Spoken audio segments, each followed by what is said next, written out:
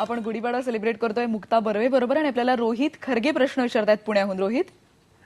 हा मुक्ताला मला प्रश्न विचारायचा आहे की फार कमी वेळेत मुक्ताने एक नाटक, मराठी सिनेमा आणि आता छोट्या पडद्यावर यानंतर मुक्ता मराठी हिंदी पिक्चर मध्ये स्मिता पाटलांसारख्या भूमिका केव्हा करताय? क्या बात आहे. थँक्यू रोहितजी, तुम्ही खूपच मोठं नाव घेतलं मला संदर्भात घेताना. पण मी आता एक हिंदी सिनेमा केला होता, सास बहू और सेन्सेक्स नावाचा, आणि मी थोडीशी थांबली आहे कारण चांगली कामं यावीत असं मला वाटतं म्हणजे स्वतःला.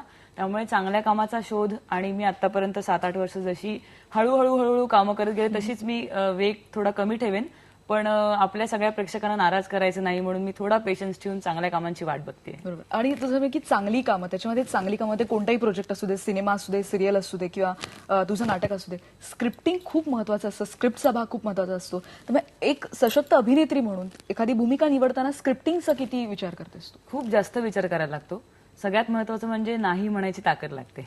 कारण असं बरेचदा होतं की पुढचे 2-3 महिने काम नाहीये आपल्याकडे, अशी परिस्थिती असणार असते. पण स्क्रिप्ट आलाय ते आवडलेलं नाही अशी परिस्थिती असते. पण मी पेशन्स ठेवते. माझा ग्राफ खूप असा धडधड जाणारा नाहीये मला माहितीये, पण जो काय आहे तो मी समाधानी आहे त्याबद्दल. कारण चांगले लिहिलेले रोल करणं ही सगळ्यात उत्तम हे असते, सिच्युएशन असते. तुम्ही कितीही चांगलं काम करायचा प्रयत्न करा, पण जर स्क्रिप्टमध्येच काही नसेल तर तुम्ही काही करू शकत नाही एक नट म्हणून. त्यामुळे मी नेहमी पेशन्स ठेवते आणि चांगल्या रोलचा विचार करते, आणि मग तो रोल फुलवत जाणं आणि मग दिग्दर्शकाच्या आणि सहकलाकारांच्या मदतीनं त्याला आणखीन अँगल्स देणं, ह्या गोष्टीचा मी उपयोग करतेच. कारण मी बेसिकली ललित कला केंद्रातनं पासआउट झाली आहे, पुणे युनिव्हर्सिटीतनं. तिकडे मला याचं शिक्षण घेतलेलं असल्यामुळे बऱ्याच गोष्टींचा यामध्ये मला फायदा होतो. ललित कला केंद्राचा मुद्दा आला आणि त्याच्यात कॉस्ट्युम डिझायनिंग आणि म्युझिक मध्ये पण तुला खूप इंटरेस्ट आहे, त्याच्याबद्दल एक काहीतरी सांग ना. काय होतं की एखादं स्क्रिप्ट वाचलं ना पटकन की ते कॅरेक्टर व्हिज्युअली कसं असेल हे पटकन डोक्यात येतं माझ्या. मी समोर हा भाग डेव्हलप झाला मी डिपार्टमेंटमध्ये असताना, असं आधी कधीच नव्हतं. अदरवाईजचा माझा कॉस्ट्युम सेन्स काही फार बरा नाहीये मला माहितीये, पण एखादं पात्र कसं दिसेल, ते काय विचार करेल, ते कसं वागेल, कसं चालेल, हा मुद्दा फार पटकन मला क्लिअर होतो. आणि ते मला तिकडे कळलं स्टुडंट असताना, आणि बऱ्याच नाटकांचे कॉस्ट्युम्स केले. मी सखाराम बाइंडर किंवा मृच्छकटिकम किंवा विजय तेंडुलकरांचं सफर, अशा प्रकारच्या नाटकांचे मी कॉस्ट्युम्स केले तिथे स्टुडंट असताना. त्यामुळे आता मला स्वतःला खूप उपयोग होतो या गोष्टी. आणि म्युझिकच्या मुद्द्यावर आपण येणार आहोत, पण आपल्याला भाऊसाहेब लंगोटे प्रश्न विचारतात अहमदनगरहून. विचारा प्रश्न. हॅलो. हा हा प्रश्न विचारा. हे विचारायचं होतं मॅडम की त्यांनी जी आधी नाही घेतलेला आहे तो त्यांच्या आई वडिलांकडून त्यांना बाळाकडून मिळालेला एक त्यांनी उपदेश केलेली आहे का? बरं, आई बाबांकडून बाळकडून मिळालंय का स्वतः डेव्हलप केलंस? हो, निश्चितच. माझी आई शिक्षिका आहे. ती लहान मुलांसाठी अप्रतिम नाटकं लिहायची शाळेत असताना, आणि मला सांगायला अत्यंत आनंद होतो की पहिल्यांदा जेव्हा स्टेजवर काम केलं ते माझ्या आईने लिहिलेल्या नाटकात केलं होतं. मी एक अत्यंत शाय मुलगी होते, एक कोपऱ्यात बसणारी शाळेत, आणि ही मुलांमध्ये मिसळावी म्हणून आईने माझ्यासाठी नाटक लिहिलं. तर ते माझं रंगभूमीवरचं पदार्पण म्हणूया आपण हवं तर माझ्या आईने लिहिलेल्या नाटकात. आणि बाबांना पण ट्रिमेंडस सेन्स आहे आणि पूर्णपणे सपोर्ट करणं आहे. माझा मोठा भाऊ लहानपणी काम करायचा, तर घरात खूप पोषक वातावरण आहे. मग एखादा रोल अजून आत्ताही माझ्याकडे आला तर त्याच्यावर पूर्ण चर्चा, हे कसं आहे काय आहे, किंवा पहिलं अत्यंत ते निष्ठुरपणे माझ्यावर टीका करतात. पहिल्या प्रयोगाला येऊन बसतात, मला भीती वाटते, मला घाम येतो की आता आई बाबा आले, दादा आलाय आणि ते बघणार आहेत. आता माझी वहिनी पण आहे, दादाचं लग्न झालंय, तर ते सर्वजण बसून उभे आडवे मला ताशेरे मारत असतात, आणि त्यातनं ते ग्रूम होत एखादा बरा रोल प्रेक्षकांपर्यंत येतो. त्यामुळे घरी माझ्या खूप छान आणि पोषक वातावरण आहे. आपल्याला शेखर खेरूड प्रश्न विचारतात नाशिकहून. विचारा शेखर. नमस्कार, मी शेखर खेरूड बोलतो. हा, माझा असा प्रश्न होता, मुग्धाताईचा पुढील चित्रपट कुठला, आणि IBN लोकमतला वाढदिवसाच्या हार्दिक शुभेच्छा. शेखर, तुझा पहिला प्रश्न पुन्हा एकदा प्लीज विचार. मुग्धाताईचा पुढील चित्रपट.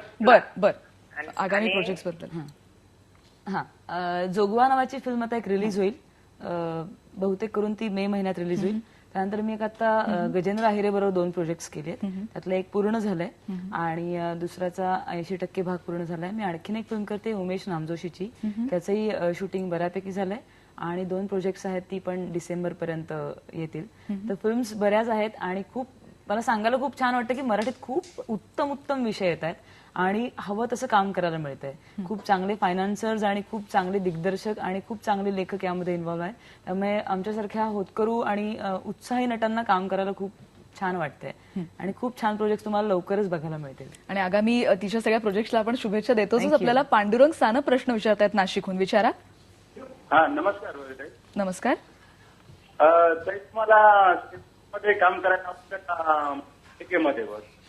मला वाटतं 3 ऑप्शन्स बद्दलचा जो एक ठरलेला प्रश्न असतो की चित्रपट, मालिका का नाटक. प्रत्येक मीडियाचं आपलं आपलं स्थान आहे. मला असं वाटतं की थिएटरमध्ये जो आनंद मिळतो तो सिनेमात नाही मिळू शकत, सिनेमात मिळतो तो सिरियलमध्ये नाही मिळू शकत. मी स्वतः तिन्ही माध्यमात इक्वली आनंद घेऊन काम करते, कारण मला स्वतःला काम करायला आवडतं. बरेचदा असंही विचारतात की प्रायोगिक का व्यावसायिक, सिरियल का सिनेमा.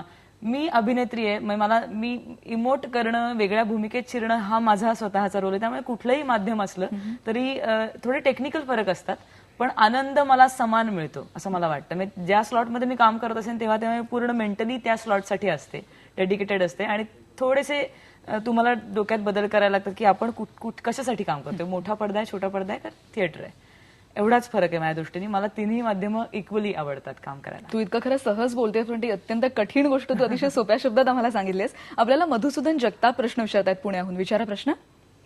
हॅलो, हा प्रश्न असा आहे मॅडम, हा हा तुम्हा दोघींनाही गुढीपाडव्याच्या नववर्षाच्या हार्दिक शुभेच्छा. तुम्हालाही.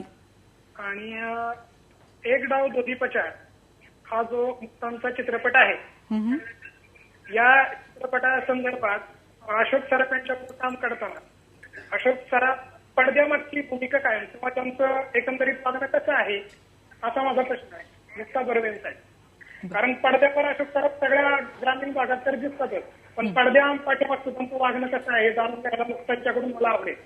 ओके. अशोक जी, त्यांना आम्ही मामा म्हणतो, अशोक मामा फारच प्लेझंट व्यक्तिमत्व आहे. म्हणजे त्यांच्याबरोबर काम करण्याचं खूप टेन्शन होतं, कारण ते खूप सिनियर आहेत खूप सिनियर आहेत. म्हणजे लहानपणापासून त्यांची कामं बघितली आहेत, त्यामुळे त्यांच्या बरोबर सीन करायचे हे खूप जास्त हेवी टेन्शन होतं. पण मी मनात ठरवलं की आता घाबरायचं मी नाही, घाबरायचं त्यांनी, कारण मी नवीन आहे. म्हणजे मी चुका करू शकते, ते मला सांभाळतील. आणि तसंच झालं. मामांचं आणि माझं ट्युनिंग अफलातून झालं. खूप लोकांनी अप्रिशिएट केलं, तुम्ही बाप लेक असे वाटता असं. आम्हाला त्याच्यानंतर मला अशोक मामांच्या मुलीचे रोल करशील का असे काही वेगळे फोन आले. तर ते खूप छान आहेत. खूप काय म्हणू आपण, एक शाळा आहे ती. म्हणजे इतके वर्षांचं जे संचित आहे ना, ते खूप मोकळेपणाने देतात. बेसिकली टेक्निकली आणि इमोशनली ऍक्टर म्हणून दोन्ही बाजूने ते इतके सशक्त आहेत ऍक्टर म्हणून. आणि या सर्व गोष्टी ते खुलेपणाने समोरच्या ऍक्टरला देतात आणि समोरच्याला खूप कम्फर्टेबल करतात. त्यामुळे त्यांच्याबरोबर सगळ्यांचीच कामं खूप उत्तम झाली. त्याचं सर्व श्रेय मी त्यांना आणि आमच्या दिग्दर्शकाला देईन, कारण त्यांनी वातावरण हलकं ठेवलं. म्हणजे तुम्ही काम करू शकता, पण तुम्हाला काम करू देतात की नाही हा खूप महत्वाचा मुद्दा आहे. आणि मामा त्याबद्दल म्हणजे देव माणूस आहे. जे त्यांनी आता इतके वर्षाचं जे त्यांचं अनुभवाचं जे गाठोड आहे त्याचं ओपन केलं होतं आमच्या समोर. आणि घ्या, तुम्ही जे घेऊ शकता, तुमची जेवढी कपॅसिटी तेवढं घ्या. मी द्यायला तयार. त्यांनी खरंच मोठ्या कलाकारांचं हे खास वैशिष्ट्य आपण म्हणू शकतो. आणि तुमच्या अशाच प्रश्नांची आम्ही वाट बघतोय. पण टॉक टाइम मध्ये पुन्हा घेतो एक ब्रेक. पहा फक्त IBN लोकमत.